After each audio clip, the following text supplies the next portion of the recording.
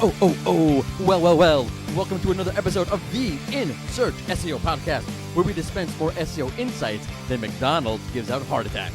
Today is a special day as we have the one, the only, Cindy Krum for you talking about entities on the SERP and what mobile-first indexing really is all about. Plus, Fraggles. What's a Fraggle? Wait and you shall see. I am your host, Morty Oberstein, and I am not joined by the brilliantly brilliant, the vivaciously vivacious Kim Ragones because she's sick. So, feel better, Kim. Sorry you weren't here.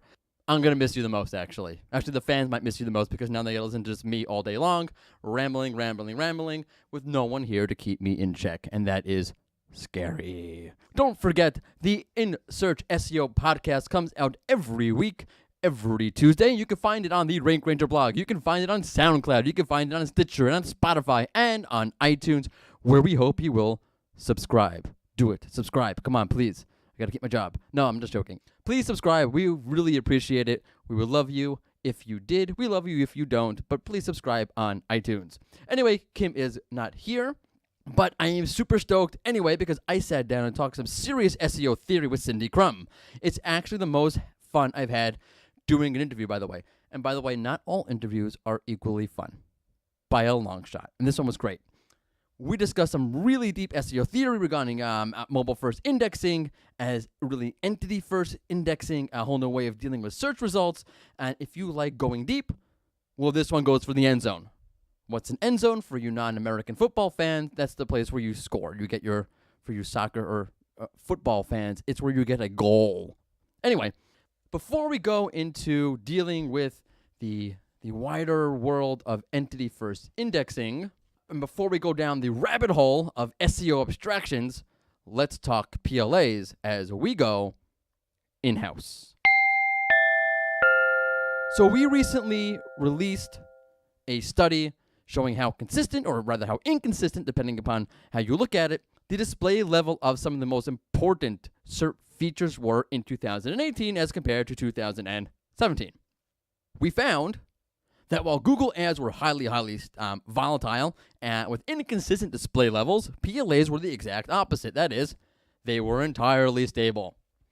So though, just to put some teeth onto this, Google ads had a standard deviation of around 14 on mobile, while PLAs had a standard deviation of 2. 14 to 2. So, of course, you'll say this makes sense, okay? The ad type being PLAs is far more consistent because the keywords they target are more consistent. Google's always going to show me a variety of products that I can buy no matter what for the keywords. Whereas Google ads relate to any sort of keyword with any sort of ad applicability. And that is true. But that's only one way to look at it. Google can decide at any moment that any number of products should get a PLA, and it can decide the exact opposite. It can experiment what keywords work for PLAs, what don't, what should we change, let's change this, let's see this. But as the data shows, Google doesn't really do that. And the question is, why? Google loves to experiment. So why doesn't it experiment with PLAs? And my answer is, Amazon. Like, you had no idea I was going to say that. Google ads are for all sorts of advertisers trying to target all sorts of users, whereas PLAs, in my humble opinion, is all about Google targeting one quote-unquote person, Amazon. Okay, so I want you to guess out, you in the audience out there, since Kim is not here today, I have no one to talk to, I'm talking to you, which I'm always really talking to you. But how much do you think, how much of Amazon's traffic do you think comes from Google, comes from search? I mean, obviously, the data says search, so that could include Bing, but you're all laughing at that notion just as much as I am. So guess, how much traffic comes from Google, comes from search? How much of Amazon's traffic? Who out there said 30%? You were so right. Brilliant. 30%. And that's actually a ton, considering that you probably do what I do, and that's go straight to Amazon. Do not go to Google. Do not collect $200. So this is where the 30% comes from. It's coming from, most likely, from people researching a product, because if you know what you're going to buy, you're just going to go to Amazon and buy it. Let's be honest. But if you're researching a product, you might go to search first. So Amazon will show up, right? You research whatever product you want to research, Amazon, you bet, will be there in the top result, or the second result, at minimum. If not the first, 7 results will all be Amazon. Google, in this case, is a bit of the opposite. In other words, Amazon can bank on a lot of people coming to its site to access a Prime account and to go crazy and to go shopping. But Google is dealing with an audience that may not really be intent on coming to the SERP to find a product inside of a PLA. I mean, how many of you go to the SERP just to find a PLA? Okay, so these users may see, the user who is researching a product may see Amazon show up in the organic result and say, hey, Amazon, I know them, and head over to Amazon. And that's where 30% of Amazon's traffic comes from, and that's despite all of Google's best efforts, despite all the PLAs and all the other SERP features, like that rich, powerful product knowledge panel, 30% of Amazon's traffic is still coming from search. Okay, so I'm sure that really doesn't make Google happy. It could make them even hot under the collar a little bit, which is why PLAs are stable. How stable? They're as stable as Amazon's ranking. Okay, that's the equation in my mind. If Amazon's rankings are stable, PLAs are stable. If Amazon's rankings start to fluctuate a bit, PLAs will fluctuate a little bit. I would love to see some data on that. I mean, there really is none because Amazon's really consistent, but you could go micro and see, okay, when Amazon does go dip a little bit, do the PLAs also dip a little bit? Because in my mind, PLAs are targeting Amazon. So if Amazon's gone, PLAs might show up a little bit less. Obviously not. Why wouldn't they show PLAs? Because it makes sense to show the PLAs without Amazon. But my point is that Google's really targeting Amazon with those PLAs and trying to siphon away that 30% of Amazon's traffic that comes through Google. Okay, so I know you've been sitting on the edge of your seats waiting for Cindy Krum's amazing insights and wondering why this Morty fellow is not shutting up yet. Maybe you don't get it at this point if you're a seasoned listener to the InSearch SEO podcast. I can't stop talking is a disease, which is why I have someone here like Kim to stop me. And there's no one here to stop me today, so let's go crazy. No, I won't do it to you. It's enough. I hear Kim in my mind saying, Morty, cut it out, and let's get to the interview. So, let's get to Cindy Krum as we go into entity-first indexing. Cut 1. Okay, SEO fans, I have a really special treat for you here. Joining me in just a few short seconds is one of my favorite people in the world of SEO. You may have seen her on Surgeon and Land, at Brighton SEO, and one of a million other publications and/or events. She is the founder and CEO of Mobile Moxie. She is the wonderful Cindy Krum. Thanks for coming on. Hi, thanks. So, I guess before we get started, can you just tell us a little bit about Mobile Moxie and what it is you guys do? Sure. So we are a small consultancy helping companies deal with mobile issues, especially focusing on mobile SEO and app SEO. What I've been explaining to people recently is for many years we've actually been the SEOs for SEOs. We don't have any clients that don't have internal SEO teams. They come to us when they have problems. So like the experts for the experts. Right, we try to be, yeah. And then we also have a set of mobile SEO tools that do this. The coolest part is the ability to test mobile search results in any location in the world, in any language in the world. We have an emulator that it's actually not an emulator because that means fake, or like simulator. It's not a simulator because it's fake. Ours is real. Google thinks we're phones. That's awesome. That's very cool, actually. Okay, so let's get into some serious SEO theory. I love this kind of stuff. It's deep and rich SEO thought. It's kind of one of my pet peeves in the industry that we don't get into the theory as much as we do tips. But okay, that aside, here on the InSearch SEO podcast, we're here to help be part of the solution. So you have this amazing theory that I love about the mobile first index really being about entities, being an entity first index of sorts. And I hate to do this to you, but standing on one foot just to catch everybody up in case they have not read the series of, I think it's 5 articles, right? So just catch us up. What is the theory about? Sure. So number one, people should read the articles, and even if they can't read them, all of the articles have a TLDR, a video TLDR, like a video summary, and they have audio that you can play the whole article so you don't have to read. So I've done everything to make sure that people get this information, and now I'm on podcasts. So the idea is mobile first indexing. The reason the word indexing is in there is because it's reorganization of the way Google thinks, or the way it organizes its index, its information. And if it wasn't that, they would just call it mobile first crawling. And Google's been changing the user agent of the crawler for years, by the way. It didn't have a title, it didn't have an announcement, and it wasn't called indexing. So this change, I think, is more fundamental, and I think at its core is designed to help Google use artificial intelligence in every language together and aggregate more information faster, especially for smaller languages where they've always struggled because they had less machine learning input to teach the algorithm what was good and what was bad. So in English, we're inoculated to this. We don't notice where the algorithm fails because we have a huge language and a huge base of in smaller languages. The algorithm isn't as good. They're not as good at picking up spam, stuff like that. So instead of just like, I don't know what they're saying they're doing now, essentially they're saying we're crawling with a mobile crawler, but we still have your desktop stuff and nothing to see here. But it took them 2 years to accomplish that. That's ridiculous. If that's all they're doing, it shouldn't have taken 2 years. And that doesn't help them with any of their larger goals. So if you imagine the world the way I see it, Google used to be using keywords and languages as the primary thing in a query, primary indexing or primary thing that they latch on to. Now I say that in my theory, they've backed that up a notch and they use entities, and keywords describe entities, and you can have an entity that exists in every language and the keywords all describe it. They're more modifiers of the entity rather than the primary. So entity is primary, keyword is secondary, modifier. That way, you can use machine learning on the entity and entity relationships.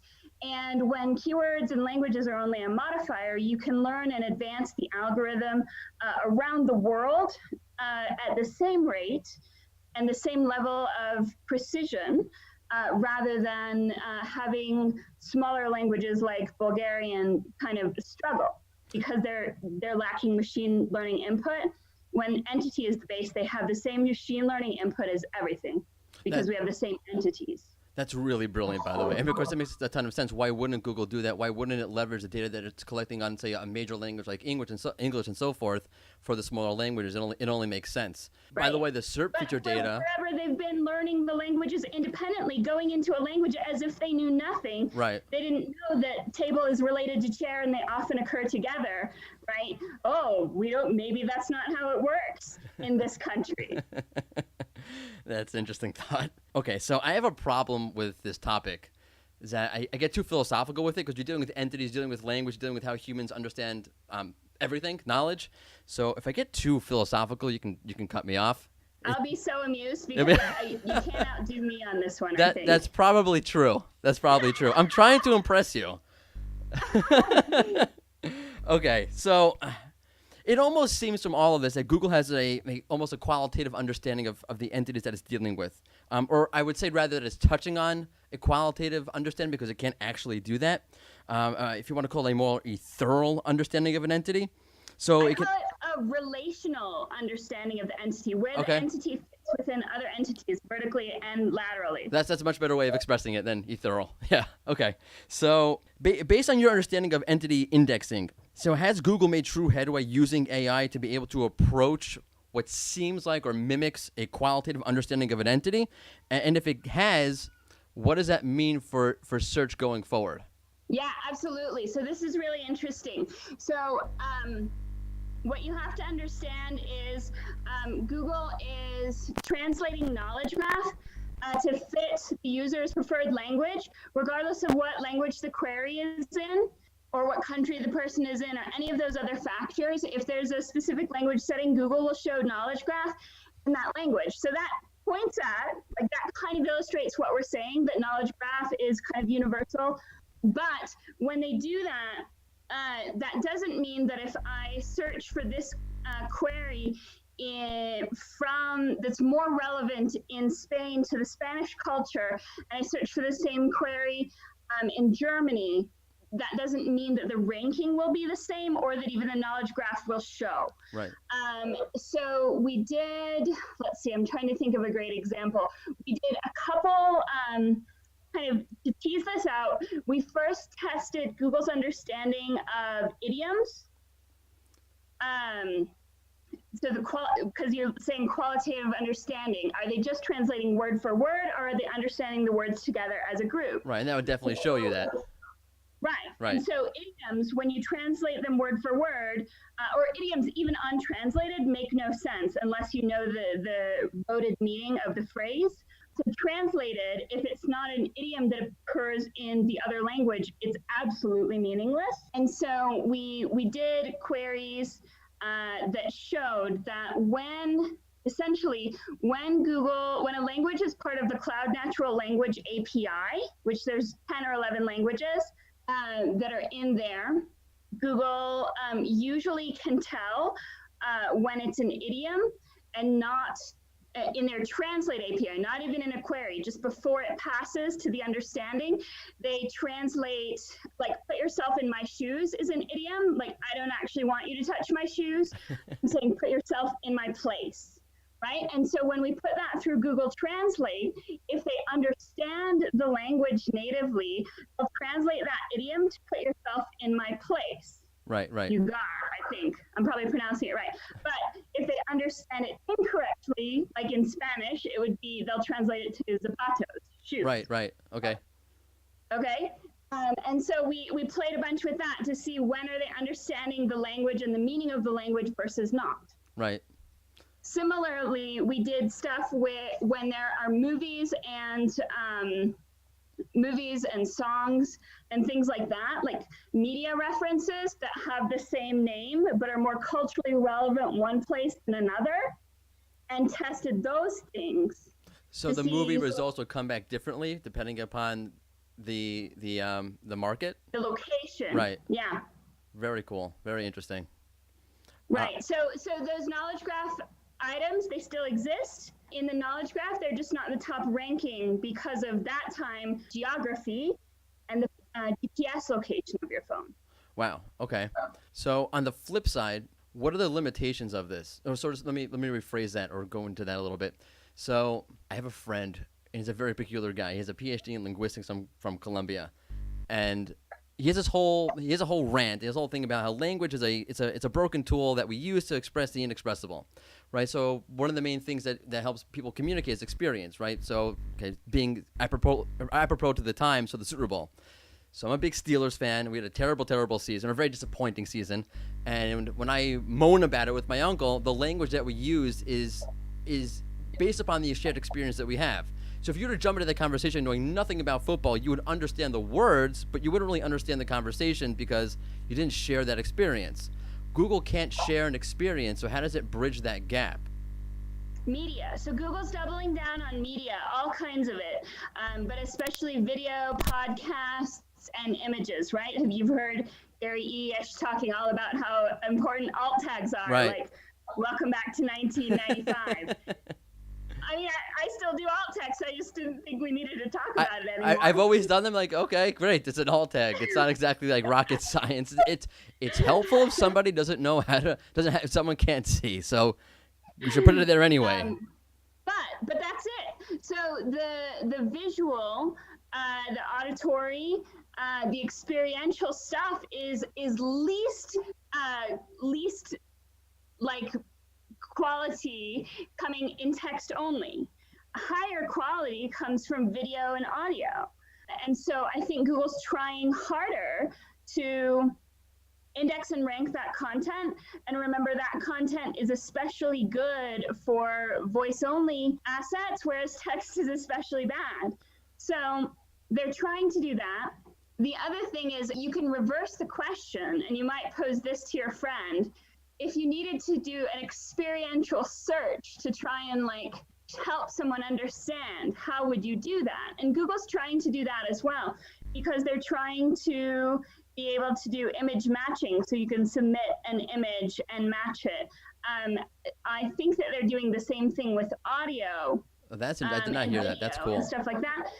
But they also use this question as an explainer in a discussion that they wrote. I think it was part of Google Think, about entities. And they said, listen, or someone wrote about this example. They said, listen, I can show you a picture of a train and you know it's a train. I can show you the word train and you know it's a train. I can play audio for you and you know it's a train. But there are lots of different kinds of trains, right? And so it's plausible that we could even be someday better able to do the experiential searches. And that gets us closer to this like AR thing. How are you going to surface AR? Right. If I say, I want to be in a beach or at the sea, is that like at the sea during a storm, at the sea with a lot of seagulls? I would love to see that. I would love to see the list of options that you get to set that up for yourself. Do you think, it was maybe 2-3 months ago, so I think it was Glenn Gabe came out and was talking about how the video carousel Google had started running on desktop. The videos were sort of all over the place with commerce queries. Do you think that's part of the reason why as Google's trying to use the video to sort of bolster its entity indexing, and it had a gap, it hit a wall somewhere, particularly with commerce sites? Or is it just... No, I'm sorry, I didn't mean to cut you off. So I've written about this as well, but what I think happened when Google realized they wanted to do this entity thing, or maybe the reverse order happened, they realized they had this asset. They have this asset that no one really talks about, where everything is already, where a lot of content is already organized by entity indexing. They have Knowledge Graph, but then they also have Google Play. Right. And Google Play is a bunch of media that is organized by genre, topic, that's searchable by cast and characters. So that's vertical and lateral relational understanding. Right, that's a great point. And like if you search for J-Lo in Google Play, what are you going to get? You're going to get videos, songs that are audio only. Maybe she has a book. She definitely has a movie. Right? And so that's the hierarchy. This is J-Lo, here are her things, but her things are also related vertically and laterally to other things. Right. Albums, whatever. So are there areas then where Google, because it's relying on that, has a gap because there's just not that kind of content within the Google Play? Well, so the funny thing was they launched books and audio books, but I think they launched audiobooks last year and they launched regular books. I don't know when, but it wasn't their first priority. Right. Because they have all this text in the regular search. But the text was organized based on URLs and maybe industry. And we know they've talked about having pods within the algorithm, but it's organized definitely linguistically. Right. One language at a time. Okay, so to jump in a little bit of a different direction, perhaps you can help me out with this one. So when I dug into the Medic update last August, so there was what seemed to be like a profiling of sites. For example, if a site didn't line up to its core intent profile, let's call it, Google wasn't happy. So for example, if you had an informational site, a site offering, let's say, medical information, but was really running a commerce profile. They had ads, they had buttons. The UX was very much an e-commerce kind of user experience. They were trying to push their own products. There was product placement within blog content.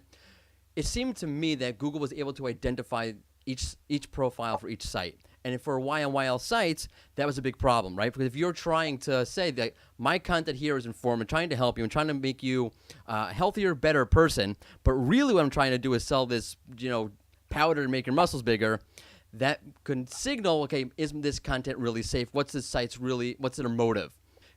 If entity first indexing is occurring. And that's really hard to index in entity first understanding. Right.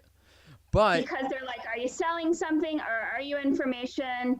And can your information be trusted? Should we ignore you altogether? Right. If you have a conflict of interest, right? Yeah, that's a big problem.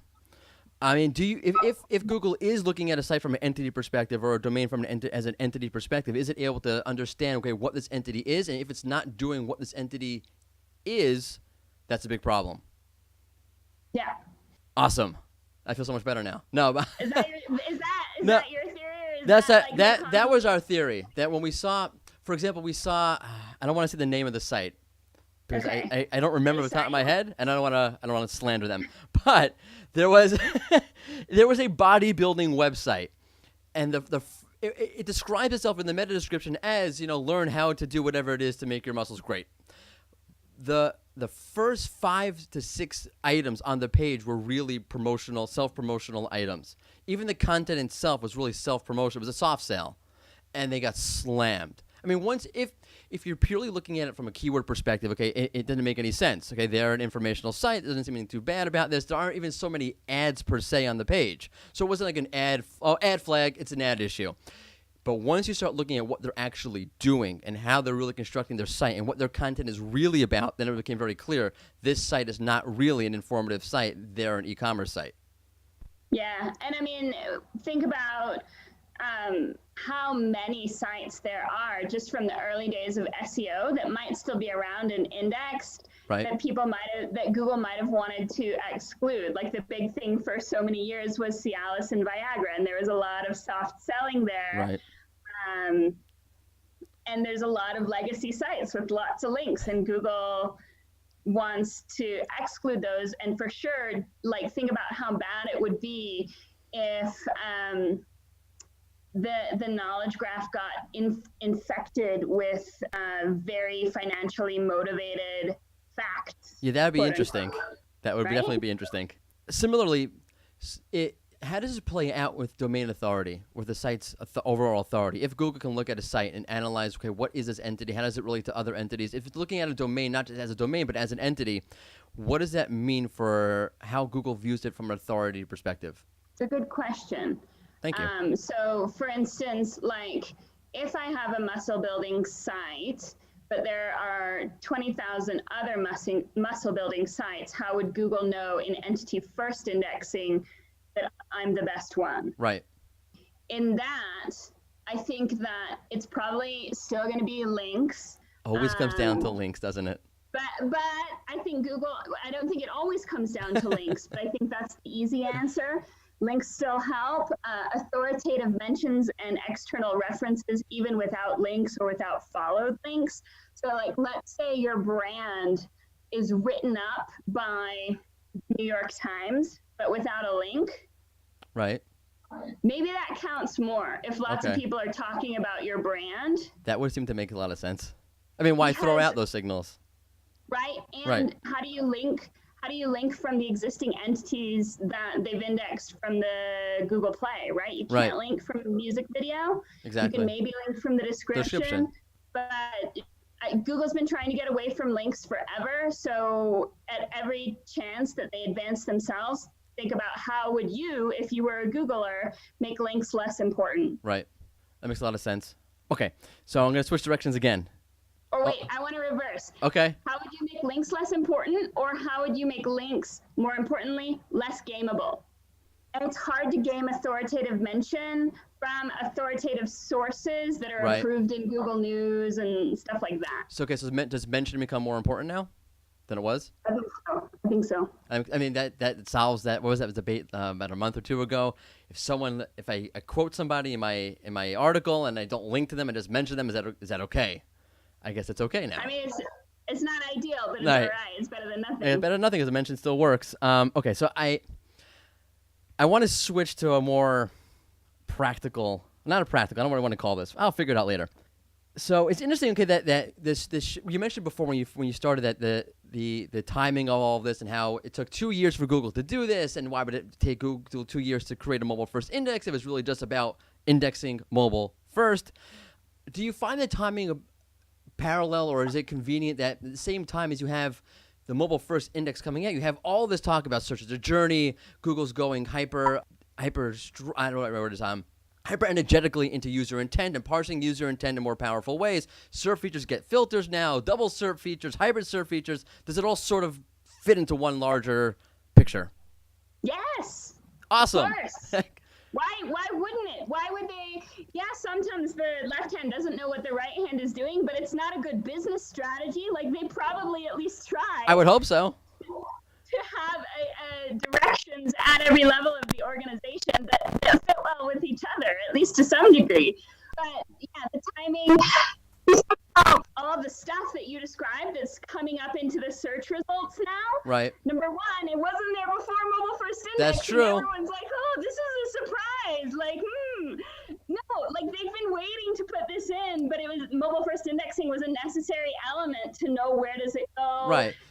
So that's really, so it's not as a result of machine learning per se, but it's machine learning in the context of a totally different paradigm, a totally different framework.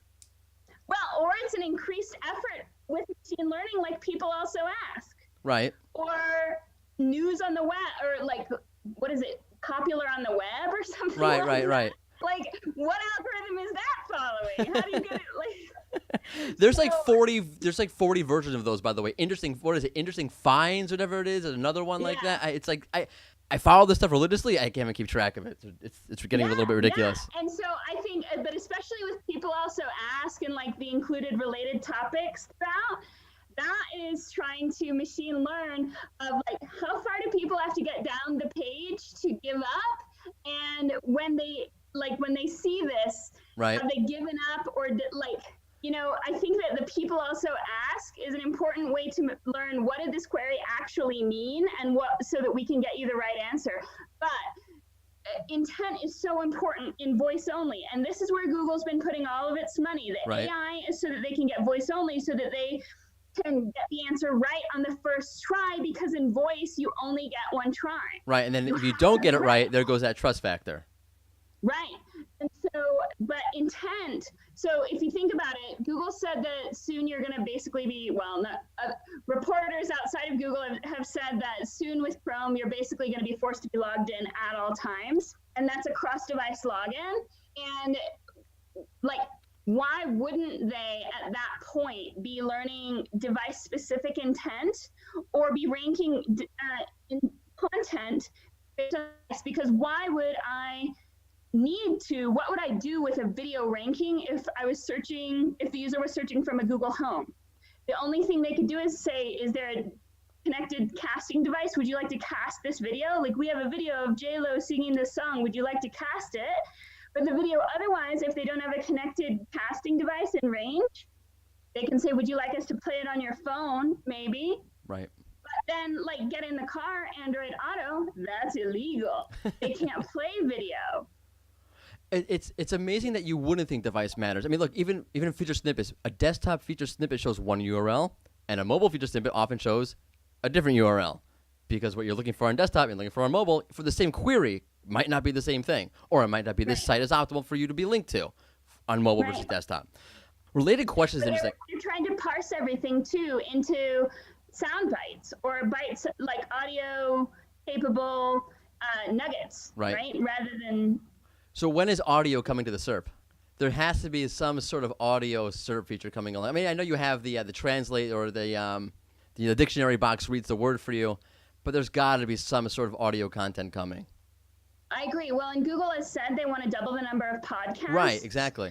Do you know why? Because podcasts are easy to parse, speaker one, speaker two, in a Q&A format, right? That's why we're doing this. I'm joking. No, that's why I started doing it. Right. So I think that, I don't know if audio is going to come to the text-only search result. It doesn't make sense. It could, but it really makes sense on a Google Home. So the question then becomes, how do you send a voice-only signal when you're testing a search result? Like, I want to see, instead of having to sit and talk to your Google Home all day, like, I just want to test it and see, like, because with voice-only, we have no insight into, this is the one voice query, but what if I'm number two? Like, They should tell you you're this close. You just got to fix a couple of things. You're almost there. It would help them. I think that Google might be going the way of, I don't know, like Yahoo in its worst part. Oh, yeah. They want to host everything. So instead of going to your site, they can just tell you to upload your XML feed to your podcast and put it in Google Play, and they'll parse it and host what they want and not host the crap that they don't want. Yeah. And just get the snippets, the fraggles. Right. They're first going to figure out how to monetize all this first anyway. And then they've monetized it like crazy. On voice search? Well, They've monetized video like crazy. Right. Oh, no, video is insane. They started rolling. I don't know. Okay, I'm not in the States, so I don't know if it's in the States as well. They started rolling in more mid-roll ads, and they're making me crazy. They have these, in video? Yeah, it's making me nuts. Yeah. I can't stand it. Because they want you to subscribe to just pay them $10 a month and they go away. Right. They want it to be more annoying. They didn't have the $10 a month option before, so they couldn't be as annoying. Right. No, now they're very annoying now. It's great. I love it. I'm not buying the YouTube subscription. I'm not buying YouTube, the TV. I'm not buying anything YouTube. YouTube Sports? No. The Steelers? There's DirecTV. I mean, they don't have DirecTV. I'm like thinking like 10 years ago. The NFL package. I go right to the source. Also, I'm still depressed. So let's not talk about the Steelers. We're tied now. We have 6 rings. The Patriots have 6 rings. It's not a good thing. So my last question is a sort of a follow-up to this. Okay, I've always wondered. So if you remember, Google originally talked about doing 2 indexes, one for desktop, one for mobile. And that made a ton of sense to me because why wouldn't you do that? What's important on desktop is not what's important on mobile. The mobile-first index being applicable to desktop still, to me, makes absolutely no sense. And I never saw a good answer to this until I came along to entity-first indexing, and it all sort of made sense. Do you think that's what happened? Do you think that's why Google stepped back and said, okay, forget this whole idea of a two indexes, one for desktop, one for mobile, and then somehow entity indexing came up as part of this process, and they just revamped their plans altogether? Maybe. I mean, for a long, long time now, Google has actually been crawling the web as the smartphone. Right. And they had the desktop crawler, and the desktop crawler, I guess, was their primary crawler, but then they've said for a long time that the mobile smartphone was their primary crawler. So again, like, why the big to-do about mobile-first indexing or mobile-first crawling? Because they said, we can go back and look, they said that they were crawling a smartphone as far back as 2014. So I think entity-first indexing is a good solution to that problem. I'm not sure how it came about. But I don't think it's what you described. I think what was untenable about the mobile and desktop separate indexes per se, the mobile crawler gets this version of the page and the desktop crawler gets that version of the page, is that it was resource intensive and Google has limited resources. Like, they have lots of money, but they still have to be profitable. And crawling duplicate versions of the web and indexing and doing AI separately is just double the work. Right. So I think that it was more pragmatic and less visionary than what you're talking about. But I'm sure that someday it'll be rewritten to be a visionary story. If history is written by the victors and Google is the victor, so it'll be there'll be no story then. There'll be nothing about it, right? Which is actually, I don't understand. It's kind of a stupid question, but I'm going to ask it anyway. Why don't they just come out and say it? Just like, mobile-first indexing is really much more than just mobile-first indexation. What do you really lose from doing that? So my guess, and we're testing this theory in ways that I can't talk to you about. Ooh, top secret. But my guess is it's really ripe for abuse. Right, okay. That I can just do certain things to say, oh, I'm related to Jennifer Lopez, and then there I am on the J-Lo knowledge graph related people. But you don't see the resemblance? That makes a lot of sense, actually. I thought you were going to give me some sort of conspiracy theory of why they're not doing it. Okay, that was a better answer, though not as satisfying. Well, it's satisfying if you think about all the things that you can test to manipulate it. That's true. Right? And you saw how easy, did you see the thing a couple of weeks ago about how easy it was to manipulate the knowledge graph in the first place? Yeah, that's been going on for years, and they finally just fixed it, right? So I guess right. I guess if you're going to take that long to fix things, don't let people know there's going to be a problem first. Right. Don't show all your cards until you're sure you've fixed everything. So I think that's all there is to that. But you can see, I wish that I had time to document all of the interviews and stage presentations and whatever of the Googlers saying when you're moved into mobile first indexing or when your site's moved over to the mobile first index, and then Danny Sullivan saying it's only one index, and freaking out, okay, so it's only one index, but there's competition or something, there's something different over there. That would be an amazing book. I would pay a lot of money for a book like that, an actual hard copy. I want a hard copy going through everything Google has said over the last 10 years and dissecting it line by line and showing how it contradicts over here, what it really meant over here, and how this one reacted to that one. That would be amazing.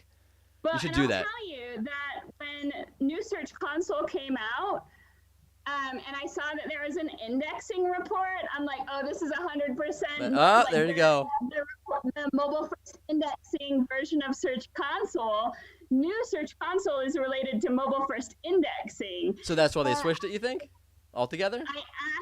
I asked Gary, or actually I wasn't on stage. I got a friend of mine, Marcus, to ask Gary on a stage about this in Amsterdam, and Gary was like, well, you know, and kind of didn't answer the question for a while, and then ended his synopsis with essentially, yes, that's what happened. You know. But I love that. First off, when they start doing the whole circle thing, you're right away. Like, I don't need to hear the rest of it. I know I'm right. Thank you very much for the answer. But then turned around and denied it. So, and you know what? To their credit, they have very hard jobs. They're probably not giving very clear talking points or clear directions until someone gets too close, and then they're like, no, one index. You got to start playing some fancy footwork to deal with that. I'm not blaming them. I get it. Okay. Wow. And they have hard jobs. Just, poor guys. They make our jobs hard too. Right. It's all fun. It's all fun. It makes for great Twitter conversations. Yeah.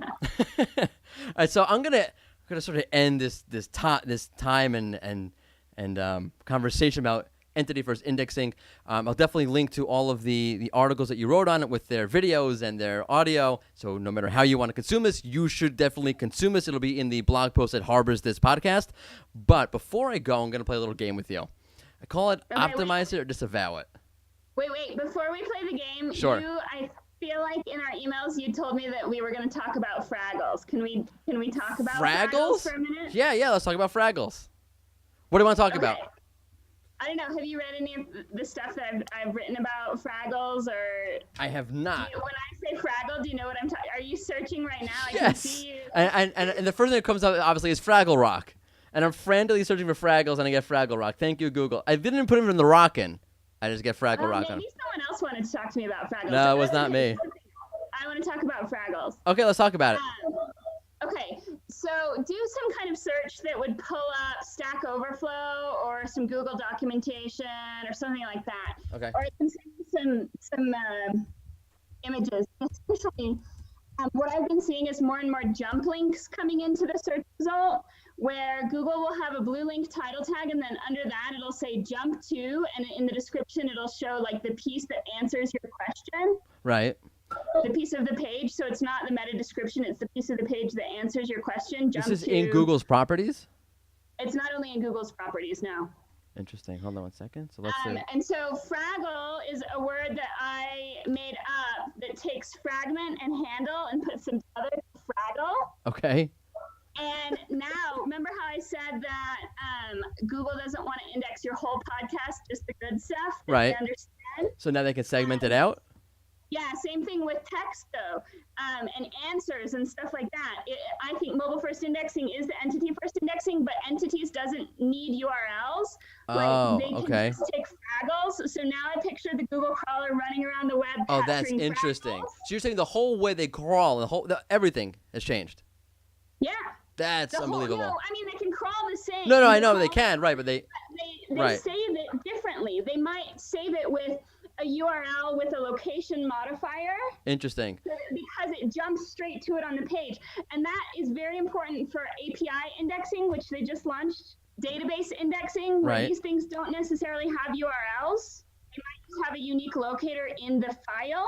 So they can get just what they want and index that to the knowledge graph and leave the rest. That's really interesting. Does that leave a site predisposed to? It reminds me of what they have. If you saw, it's the an AMP URL instead of a feature snippet. So if exactly that. Okay. That is how they find. Like that's an illustration of how they Fraggle. Okay, I'm with you 100% now. On the page, they highlight. That highlighting is not there from the webmaster. Right, which makes sense why it's an AMP page, because that's Google. It's much easier to do it with. Right, but so what they do when it's not a Google page in the Fraggle is they kind of create a handle in their brain about scrolling, and they scroll straight to it. And sometimes there are actual jump links on the page, but they don't have to be. Right. Does that mean you should put more jump links into your content? I think jump links are a good way to highlight different pieces of a page. We're testing. Can I rephrase that?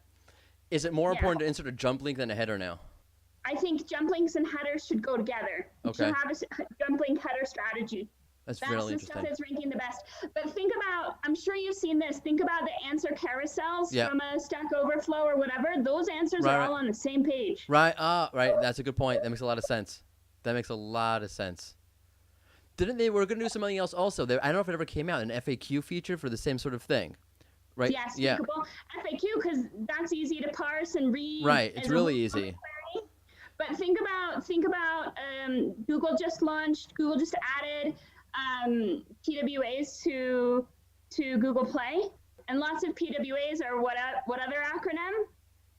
SPAs, which means single page app. Right. It all happens on one URL. That's really interesting. Okay, so wait a second. So does that mean, in theory, that Google doesn't really have to index your entire page, doesn't have to crawl your entire page? If it's interested, if it finds what it wants for whatever reason, it could take what it wants from one section and just leave the rest behind.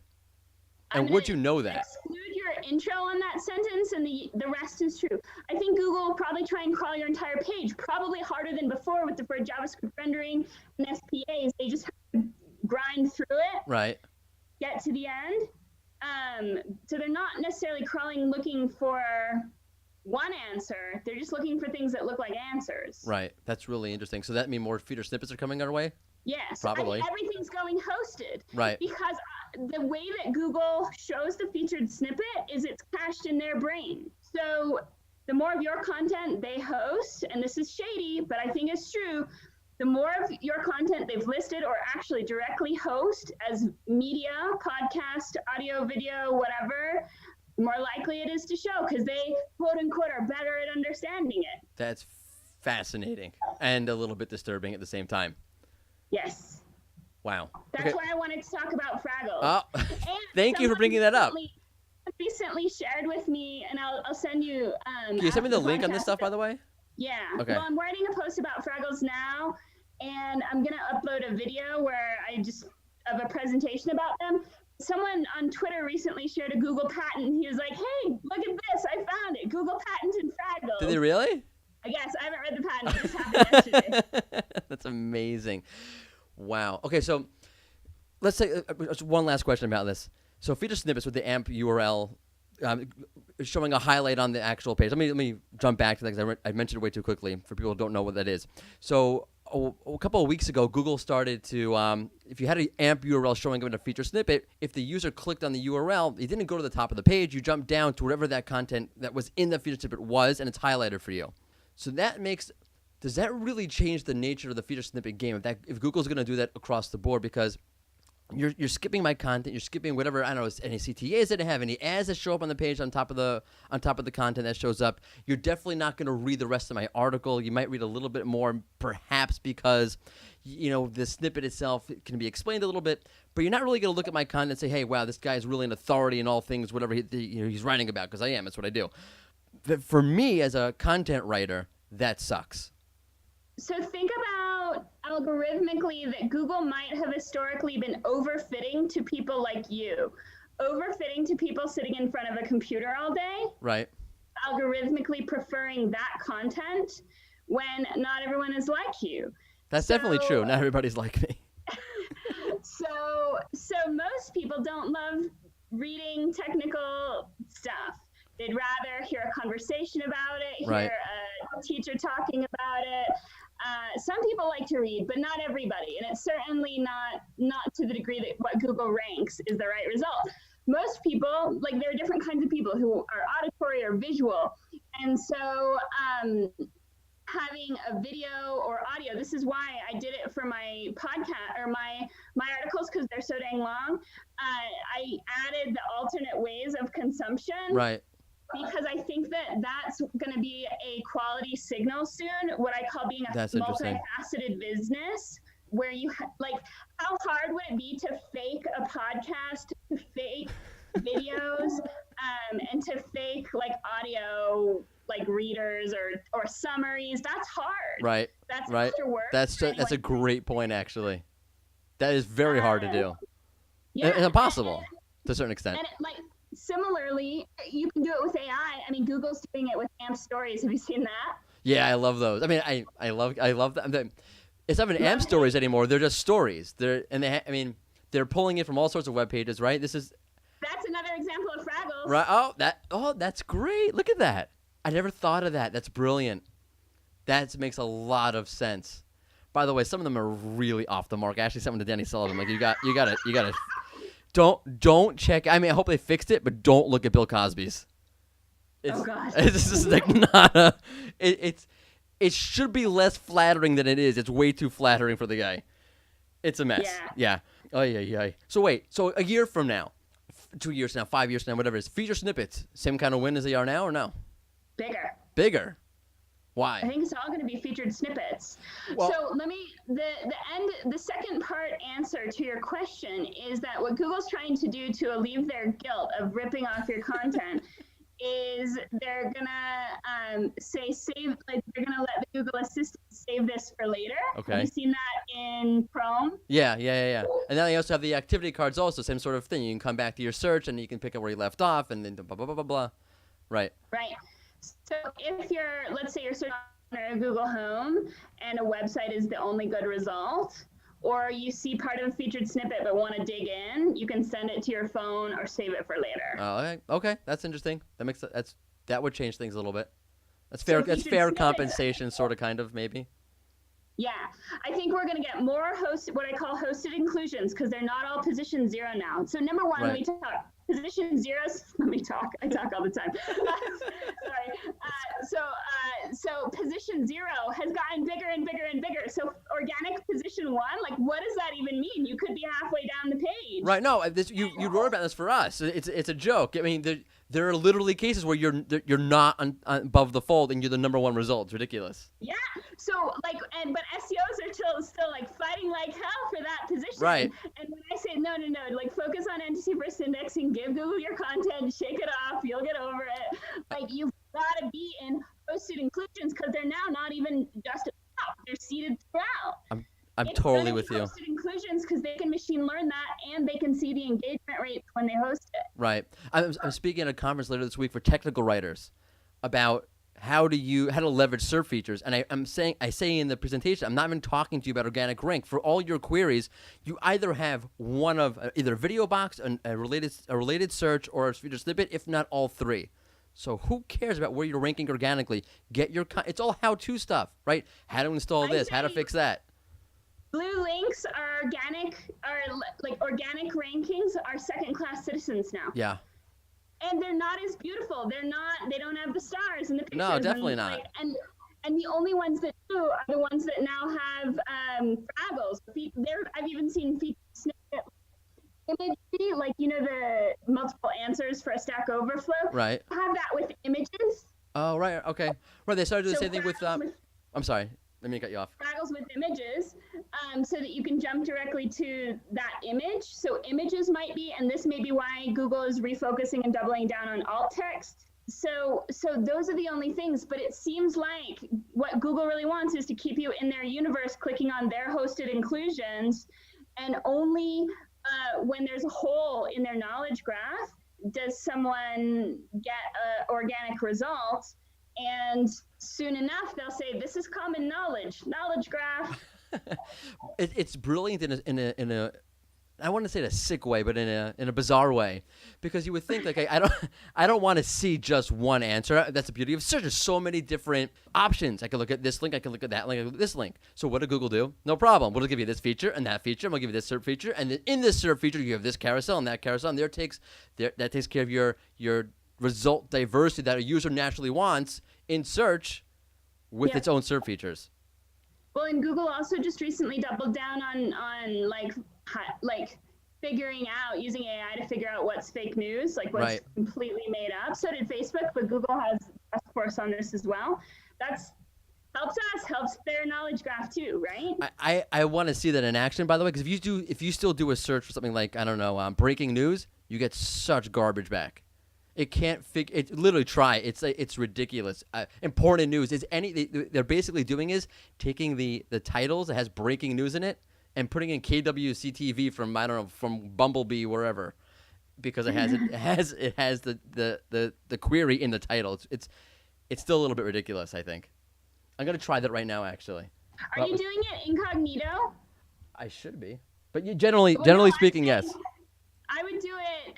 Try it in our tools later and set specific locations, because incognito, like, it kind of messes things up when you're actually not passing a strong location signal and not passing. Like, you should have a depersonalized login. Okay. I think. I don't know. I feel like I'm not. I'm probably gonna get hate for this, but I'm not so sure that incognito is a good proxy anymore for what is the standard, right? I don't think so either, at all. I see some very weird things going on with my location in incognito. Okay, that was really, really interesting. Thank you so much for bringing that up, and definitely send me over the material you write up on Fraggles. You definitely got to include like an image of Fraggle Rock in there somehow. Oh my gosh, I've done a whole Fraggle Rock talk, and I won an award for it. Oh, that's amazing. That's amazing. It's so nostalgic. Side note about Fraggle Rock, there's a character that most people have forgotten in Fraggle Rock that is it's an oracle trash heap. So it's an all-knowing trash heap named Marjorie, and I'm like, oh, what is the allegory? I'm just curious how I processed that as a 5-year-old. Thinking back now. That might explain a few things. Okay, so I'm running out of time. I have to get to this bit that I do. It's called Optimize It or Disavow It. And basically, I'm going to give you two either terrible options or two great options. You have to choose between one or the other. So either you're choosing to neglect a really great option or you're choosing to take on a really crappy option. And this week, we're going to go deeper into one topic, creating content that goes deep into one topic, or creating content that covers multiple topics that are related to your initial topic, as Cindy Krum takes on Optimize It or Disavow It.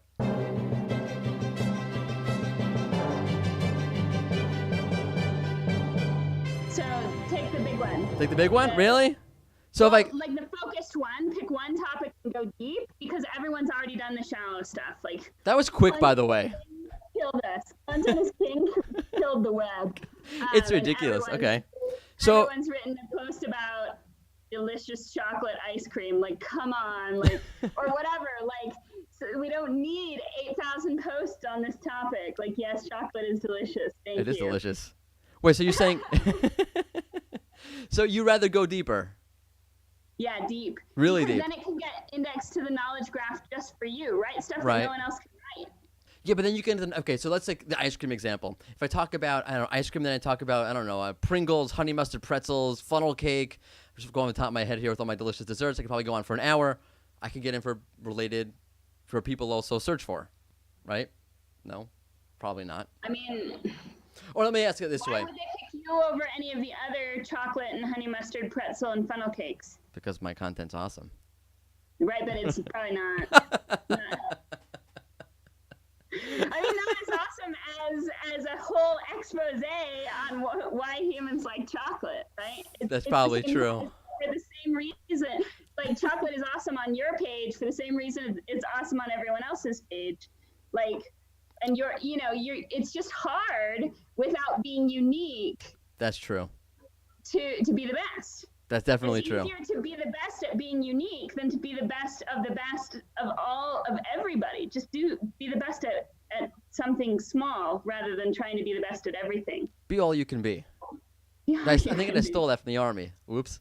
So my brother's in the Army account. I have an in. Okay, so I really want to thank you for coming on. I know it takes a lot of time, it takes a lot of effort, and I really do appreciate it. And I hope you come on again sometime. I will come on anytime. Really? I love talking to smart SEOs. Absolutely. And I have so many ideas that I want to write about, but writing for me is this huge process, and they always end up way too long. Right. So I'm better in podcast format. I have the same problem.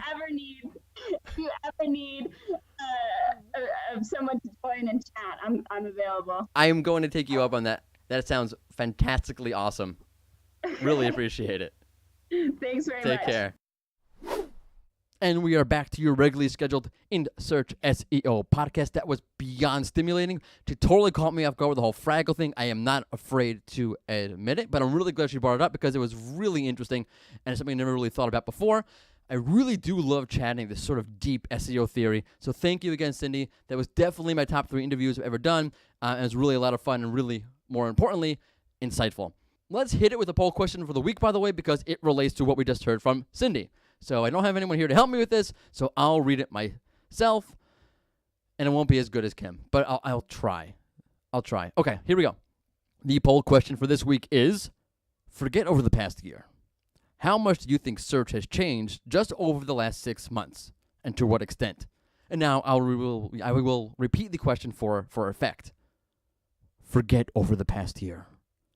How much do you think search has changed just over the last 6 months? And to what extent? I feel like I'm William Shatner, but you get the question, okay? You can find the poll question on the Rink Ranger blog that hosts this podcast. You can find it on the Rink Ranger Twitter account. You can find it on my Twitter account, at Morty Oberstein. We hope you answer the poll question of the week so that we can feature your response here on the In Search SEO podcast as we're about to do now. Because last week we asked, what's more impactful long-term? A landing page for an essential product or service, or a piece of that highly attractive 10x content? And you all said, what kind of question was that? Obviously, the landing page and the for the product or the service versus the 10x content. And I agree with you. In fact, one of you out there, at Jess the BP on Twitter, that's at Jess the BP, at JESSTHEBP, she said, all the fantastic content in the world can't help you if your audience can't find the product or service you're trying to sell them. So yeah, that's brilliant. Okay, yes, that makes a good deal of sense. There's another angle I wanted to approach this from, and it has to do with the impact of 10x content. So we normally think, okay, you produce a awesome blog post, let's just say, a round number, it gets 10,000 views in a month, 2 months, whatever it is, okay? A lot of people. Let's say a month, they get 10,000 people who hit this blog post that you wrote. Awesome, okay? Now, they're going to see the links you have in there. They're going to go to your homepage. They're going to find your product, your services. But out of those 10,000 people, how many of them are A, interested in your product or service to begin with, or B, are willing to now switch from whatever provider of that product or service they are currently using? I guarantee you it's nowhere near 10,000. In other words, the value in 10x content is often the authority, the brand awareness, the sense that you are now a brand player. It is this overriding sense of, okay, you as this brand are an authority and someone I should consider when looking to buy this product or service. I may not be looking now at all. I may come back in 5 years from now and say, hey, I need this product or service. I remember that blog post. Or I'm looking to switch to my current provider. Oh, I remember this blog post. I remember this brand now. Versus, okay, that landing page, which, it's an essential product, it's an essential service, but it's certainly not as sexy as 10x content. Okay, how many hits how many visitors are you getting to your page a month? Let's say 100. Okay, but out of those 100, how many are looking for that product or service? How many are saying, you know what, I'm looking to buy this now, or I'm looking to switch from my current provider to a new provider? Probably near that same 100. So in other words, 10x content, wow. Could we look up lovingly and gazingly, hit the stars, and we say 10x content? Oh my God. It's like seeing the Beatles for the first time. It's beautiful. Okay, but is it really helpful from a conversion perspective? I'm sure it is. I'm not saying it's not. I'm saying it's not always. So a landing page geared to a product that people are looking to buy, looking to get, looking to purchase, looking to switch to, even though it may get less visitors, can be far more impactful to your bottom line in the moment. Okay, that's all I'm going to say about that. Here's the plan, okay? Let's catch up on some SEO news. Okay, let's hit the SEO fun send-off question, and then vamonos. We are done for the day. And on that note, and since Kim is not here, I will be doing the news. So, Morty, take it away with the news. Thank you, Morty. I am here to take it away with the news. The first item up.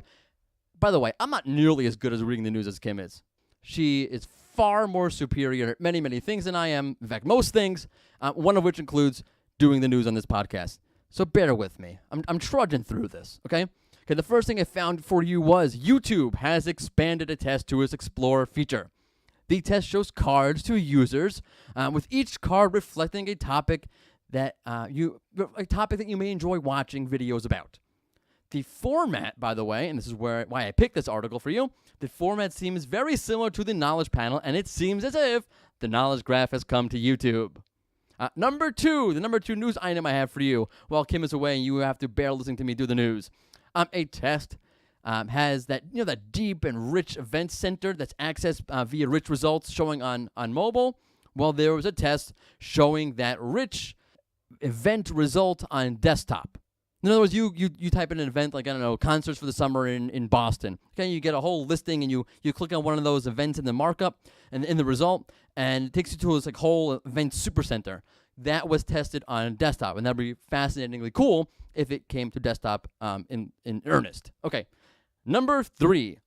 Local SEOs have been reporting some odd behavior inside of Search Console. Profiles that use UTM tracking have seen impressions fall off a cliff. I am not sure since the recording of this podcast if that has been fixed or not, but that was happening when I sat down to record this podcast. And now I'm stalling because I miss Kim. I can't do this. Okay, the last item on the news agenda for this episode of the In Search SEO podcast is Google offered a view of its consolidated Search Console data that it said is coming in March. Okay, specifically, the performance report test showed data for the canonical URL and not the exact URL. So there's that. So if you haven't seen that, I would definitely check that out because Google said this is coming in March. And with that, the news is now over. Thank you for bearing with me, and Kim will be back next week, hopefully. So come back, Kim, please. I can't do this. Okay, moving on from serious news to less serious fun stuff. This is your weekly fun SEO send-off question. Okay, so at this point, Kim is usually here badgering me. Why do we have to do this? The answer is because I think it's fun. She thinks it's not fun. Either way, here is your question for the week. Are you ready? Of course you're ready. Where does Google shop for pants? I don't know why I thought of that. I don't know why I care. But where does Google shop for pants? And don't ask me why I said where does Google shop for a shirt or socks. I have no idea. I just wrote pants down. It's the first thing that came to my mind. Okay? Free association. I mean, I could have wrote where does Google shop for a skirt? I'm not really sure. Is Google a boy? Is it a girl? I don't want to get into any of that. So like pants are sort of like, everyone wears pants, right? Even my grandmother wears pants. Anyway, I'm probably overthinking this, but I say that Google just borrows pants, which is kind of disgusting. But Google borrows pants, much like it borrows content for, say, a featured snippet. Get it? That's good. Yeah. By the way, Kim did email me her answer. I'll read it for you. She said, quote, this is from Kim. I think Google has left all those decisions to his or her personal shopper, has complete faith in him or her, as Google is very busy. That's Kim's way of saying, why are you asking this question, Morty? Can we please move on to something more important instead? No, because it's the end of the show, Kim, so we can't. So thank you for joining us as we complete this episode of the In Search SEO podcast. Kim, come back next week, please. Come back next week. Hope you're feeling better. Feel better, Kim. Anyway, tune in again next Tuesday for an all-new episode of the In Search SEO podcast. It's In Search because we're all in search of something.